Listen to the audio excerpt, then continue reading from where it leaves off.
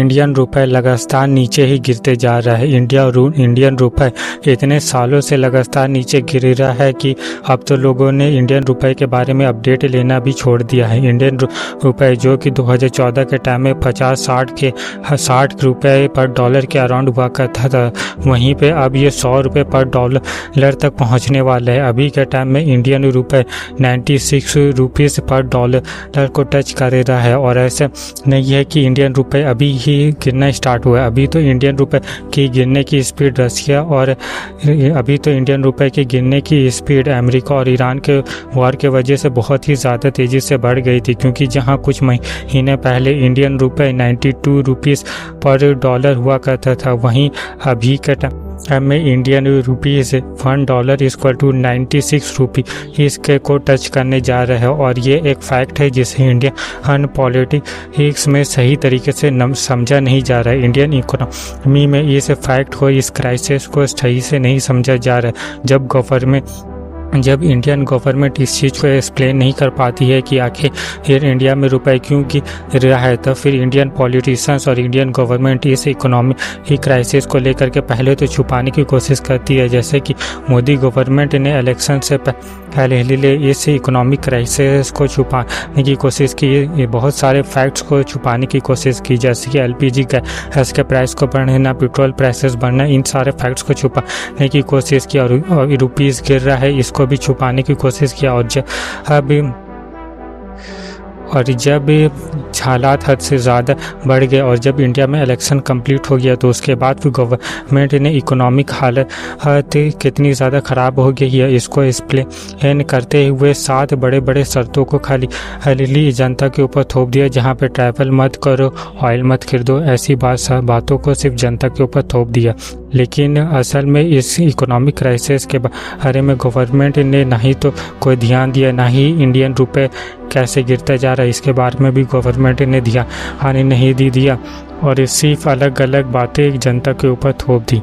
तो स्पेसिफिकली बात करते हैं कि आखिर वैसे स्पेसिफिकली बात करते हैं रुपए के बारे में कि आखिर रुपए इतनी तेज़ी से क्यों गिरता जा रहा है। तो सबसे पहले तो हम 2014 के टाइम की बात करते हैं, जहां पे 60 रुपये पर डॉलर हुआ करता था इंडियन रुपी। इंडियन इकोनॉमी भी उस टाइम ठीक ठाक ग्रो कर रही थी, इंडिया की इकोनॉमी गिर नहीं रही थी। जैसे कि अभी के टाइम में इंडिया की इकोनॉमी 4th लार्जेस्ट इकोनॉमी से नीचे गिर गई, 6th लार्जेस्ट पे चली गई है। तो अभी तो इंडिया की इकोनॉमी गिर रही है, लेकिन उस टाइम इंडिया की इकोनॉमी ग्रो कर रही थी। गवर्नमेंट नई पॉलिसीज़ को ला रही थी, जिसके वजह से इंडियन इकोनॉमी और इंडियन रुपये भी एक तरह से स्टेबल ही था। लेकिन तभी 2017 में डीलिमिटेशन होता है, जिसके वजह से इंडियन रुपये गिरना चालू करती है। और उसके बाद फिर 2019-20 के टाइम में कोविड आता है, जिसके बाद इंडियन इकोनॉमी और ज़्यादा नीचे गिरना चालू होती है, रुपये भी लगातार नीचे गिरते जाता है। लेकिन रुपये का नीचे गिरने का जो मेन फैक्टर था वो था इंपोर्ट का ज़्यादा होना और एक्सपोर्ट का कम होना। लेकिन जबकि इंडिया की इकोनॉमी नीचे जा रही थी, तो इंडिया में मैन्युफैक्चरिंग कम हो रहा था, क्योंकि मैन्युफैक्चरिंग ज़्यादा होने पे ही एक्सपोर्ट्स बढ़ते हैं।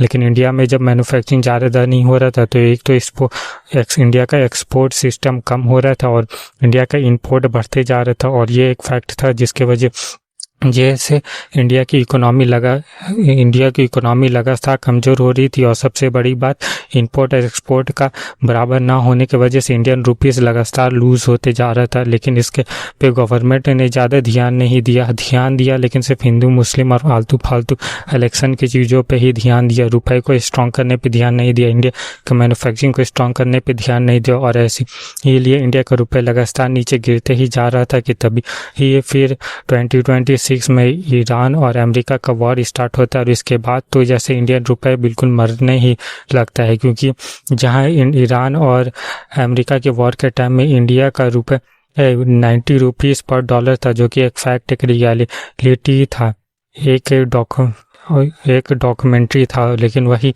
उसके बाद यदि इंडियन रुपए जो है वो लगातार कमज़ोर होने लगता है, क्योंकि क्रूड ऑयल के प्राइसेस बढ़ जाते हैं। इंडिया के जो शिप्स थे वो ईरान गल्फ वॉर की वजह से अटक जाते हैं, जिसके वजह से क्रूड ऑयल के प्राइस बढ़ते हैं, इंडिया का इंपोर्ट बढ़ता है।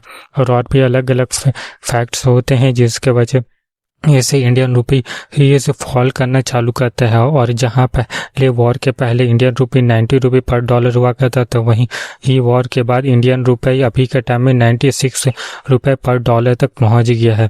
तो अभी और देखने को रहेगा कि आखिर इंडियन रुपये $1 100 रुपीज़ कब टच करता है।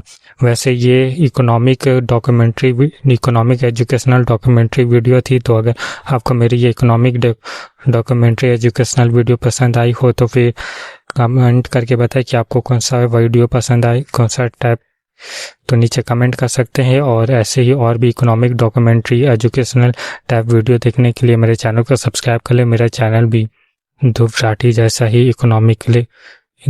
जैसा ही डॉक्यूमेंट्री एजुकेशनल टाइप चैनल है, तो मेरे चैनल को भी सब्सक्राइब कर ले, वीडियो को भी लाइक कर दे। मिलता हूँ मैं किसी और नेक्स्ट सोशल इशू के टॉपिक पे किसी और सोशल इशू के टॉपिक पे। तब तक के लिए गुड बाय। तो आपको याद दिला